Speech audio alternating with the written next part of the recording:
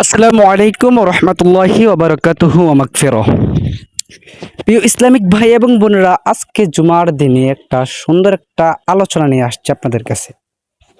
আপনারা হয়তো জানেন কিনা জানি না, আমাদের যে সমাজে প্রচলিত একটা গুনাহ চলতেছে, ছোট একটা গুনাহ, কিন্তু এটার যে কঠিন শাস্তিটা, এটা অনেক বড় একটা শাস্তি, অনেক বড় একটা শাস্তি।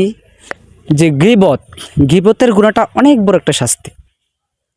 রসুল ফাক সাল্লাল্লাহু আলাইহি সাল্লাম বলেছেন হাদিসে মোবারকের মধ্যে, আল গিবাতু আসাদ্দু মিনাল জিনা, আসাদ্দু মিনাল জিনা, যে গীবতের গুনাহটা হচ্ছে জিনার চেয়েও বেশি।